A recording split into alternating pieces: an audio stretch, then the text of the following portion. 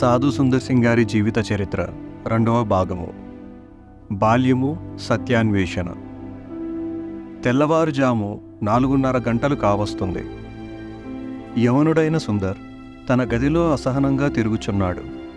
తాను అనుకున్న సమయం అయిపోవడానికి ఇంకా అరగంటే ఉంది.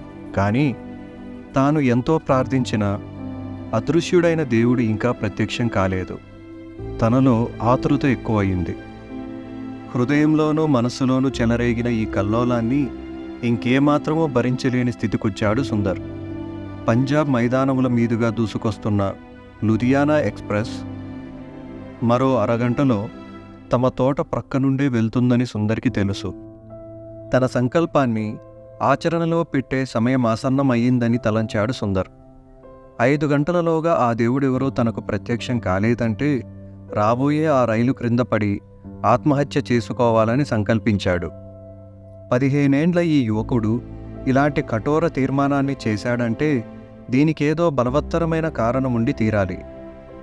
సుందర్ తల్లి దైవభక్తి గల స్త్రీ అని ఇంటా బయట అందరికీ తెలుసు. సుందర్కి అది తెలుసు. తాను నిద్ర లేచేసరికి తన తల్లి స్నానమాచరించి పరిశుభ్రమైన దుస్తులు ధరించి భగవద్గీత మొదలైన 5వ పవిత్ర గ్రంథాలను పఠిస్తూ ఉండడాన్ని బాల్యంలోనే గమనించాడు. తన భౌతిక నేత్రములతో చూడలేని ఎవరినో గాని దేనినో గాని తన తల్లి అన్వేషిస్తుందని సుందర్ తెలుసుకున్నాడు.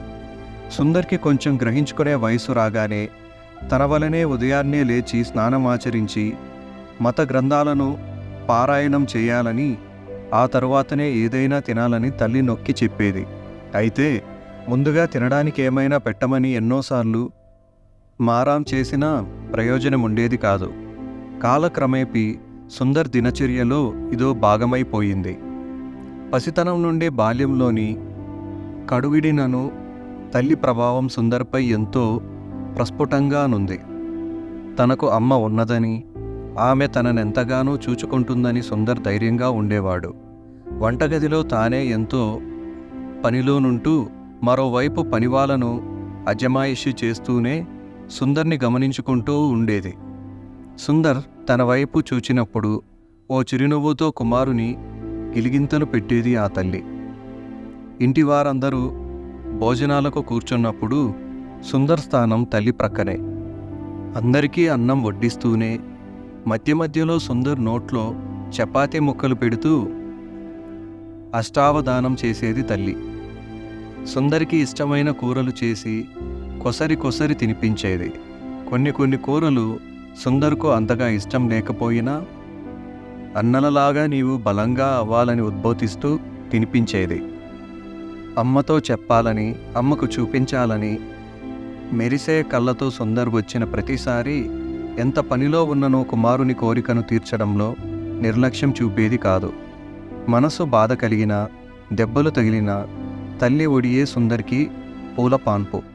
తల్లి కొంగు పట్టుకుని తిరిగేవాడు. తలంటు స్నానం చేయించి గుడికి తోడుకొని పోయేది.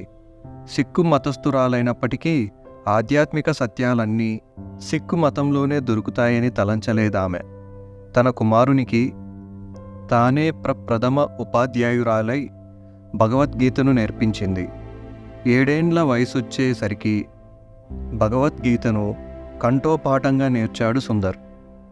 ధూళితో నిండిన మార్గంలో ఎండలోనే ప్రయాణించి నా కుమారుడు నేర్చుకున్న దాన్ని కొంచెం పరీక్షించండి అంటూ అరణ్యంలోనున్న ఓ వృద్ధ సాధువు దగ్గరకు తన కుమారుని తోడ్కొని పోయేది. సుందర్ బాల్య జీవితంలో ఇదెంతో ప్రాముఖ్యమైనదని చెప్పవచ్చు. అదృశ్యుడైన దేవుని వెదికేందుకుగాను ఐహిక ప్రపంచానికి దూరంగా వచ్చి ఇచ్చట ధ్యాన సముద్రంలో నుండే ఈ సాధువు చుట్టూ ఎంతో ప్రశాంతతను, గంభీరమును, భయభక్తులతోనూ నిండి ఆకట్టుకునే వాతావరణం ఉండేది. ఈ సాధువు తనను చూచినప్పుడు సుందర్ ఏమాత్రమూ భయపడకుండా అతడడిగిన ప్రశ్నలకు నిర్భయంగానూ స్పష్టంగానూ జవాబులిచ్చాడు. దేవునికిష్టముగా ఉండడం ఎలాగా అన్న మొదటి ప్రశ్నకు తల్లిదండ్రులు, పితరులు నేర్పిన ఆజ్ఞలకు లోబడడం ద్వారానే అనియు, దేవునికిష్టముగా ఉండటానికి, ఆయనను సంతోషపెట్టడానికి వేరే మార్గములు ఏమున్నాయన్న రెండవ ప్రశ్నకు మనసులో దేవుని గూర్చి తలంచుకోవడం ద్వారాను, ధనవంతులం కావాల్సిన అవసరం లేదని, మన చేతిలో పెద్ద మొత్తంలో డబ్బు ఉండవలసిన అవసరం లేదని తలంచుట ద్వారాను, పేదవారముగా నుంటూ మిగిలిన వారందరినీ వదిలి వచ్చి దూరంగా నుంటున్నప్పుడును, సాధువుల వలె శాంతిని వెతకడానికి మనం ప్రయత్నించినప్పుడు మనం దేవుని సంతోషపరిచి ఆయనకిష్టులముగా ఉండగలము అని బదులు చెప్పాడు సుందర్. ఈ జవాబులు విన్న సాధువు మెచ్చుకుంటున్నట్లుగా తల పరికించి, ఎంతో చక్కగా జవాబులిస్తున్న ఈ కుర్రవాడు భవిష్యత్తులో సాధు అవుతాడేమో అన్నాడు. ఈ మాటలు విన్న సుందర్ తల్లి ఆనందానికి అవధులు లేకపోయెను. ఎట్టకేలకు తన కుమారుడు సాధువు కావాలనేదే ఆమె కోరిక. సుందర్ కూడా తల్లి కోరికను గుర్తించాడు. సాధువు అయిపోవడంలోని భావం అంత పిన్న వయస్కుడైన సుందర్కు తెలియదు గాని, తన తల్లి ఎవరెవరి యొద్దకు వెలుచుండెనో ఆ భక్తులు వెదుకుచున్నదేమిటో సుందరికి తెలిసిపోయింది. హృదయంలో నెమ్మదిని, ఆత్మశాంతిని వారు వెదుకుచుండినారు. ఆసక్తిగా వెదికినప్పుడే అవి దొరుకుతాయని తనకు తెలిసినంతవరకు వివరించింది తల్లి. ఈ లోకంలో అభివృద్ధిలోకి రావటం, సంతోషించటం, భోగభాగ్యాలను అనుభవించటం, ఆనందం పొందడానికి మరన్నింటినూ చేయటం, ఇవన్నీ అంతర్యంలో దొరికే శాంతి ముందు దిగదుడిపే. ఇది ఆధ్యాత్మికమైన శాంతి, సంపూర్ణ సంతృప్తినిస్తుంది శాంతి. అయితే దేనిని సంపాదించడం అనేది అంత సులువైన పని కాదని సుందరికి చెప్పింది. ఈ ఆత్మశాంతిని సంపాదించుకోవాలని తనెంతో తాపత్రయపడుచున్నానని, అయితే తనకంటే ముఖ్యంగా తన కుమారుడు దానిని పొందాలన్నదే తన తపన అని చెప్పింది సుందర్ తల్లి. పొరపాట్లు చేయకుండా ఉండటం ఎంతో ప్రాముఖ్యమని, అందరి ఎడల, మరి ముఖ్యంగా కష్టంలో ఉన్నవారి ఎడల దయచూపాలని ఉద్బోధించింది. పేదలకును జీవిత చక్రంలో సంభవించే నిరంతర పునర్జన్మల నుండి విడుదల పొందాలని కోరి సర్వస్వాన్ని పరిత్యజించి ఆత్మశాంతిని వెదుకుతూ గ్రామాల వెంట తిరిగే సాధువులకు, సన్యాసులకు తన తల్లి భోజనం పెట్టడాన్ని ఆసక్తిగా గమనించాడు సుందర్. లౌకిక జీవితం అనుభవించకుండా సర్వసంగ పరిత్యాగులైన వారు సాధువులు కాగా, కొంతకాలం లోకమును అనుభవించి కుటుంబ గొడవలతోనూ, ఆస్తి గొడవలతోనూ, అప్పుల బాధతోనూ సర్వస్వాన్ని పరిత్యజించిన వారు సన్యాసులు. ఏది ఏమైనా ప్రస్తుతానికి వీరు సర్వసంగ పరిత్యాగులై పారమార్థికమైన వాటిని వెదుగుచున్నారు గనుక వీరంటే సుందర్ తల్లికి ఎంతో గౌరవం. పుణ్యక్షేత్రములను దర్శించడానికి వెళ్ళే వీరు ఎంత మురికిగాను అశుచిగాను ఉన్నప్పటికీ వారికి భోజనం పెట్టడాన్ని పుణ్యకార్యంగా భావించేవారు. రాజుల కంటేను ఈ సాధువులు, సన్యాసులే ఎంతో గౌరవ మర్యాదలను, పూజలను అందుకున్నారు.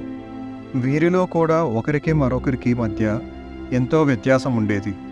ఇవన్నీ సుందర్ తల్లి గమనించలేదని కాదు. ఆమె యథార్థపరురాలేగాక తెలివైనది కూడా. తన చిన్న కుమారునికి వీలైన ఎక్కువ ఆధ్యాత్మిక సహాయం లభించాలని కోరి అతనికి నేర్పే ఉపాధ్యాయులను జాగ్రత్తగా ఎంపిక చేసేది.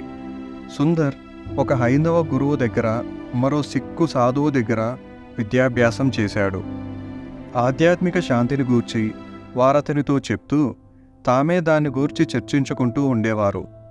దానిని సంపాదించుకోవాలన్న ప్రగాఢమైన కోరికను వారు సుందర్లో చూడగలిగారు. సుందర్ వేసే ప్రశ్నలకు వారు విస్మయం చెందుచుండేవారు.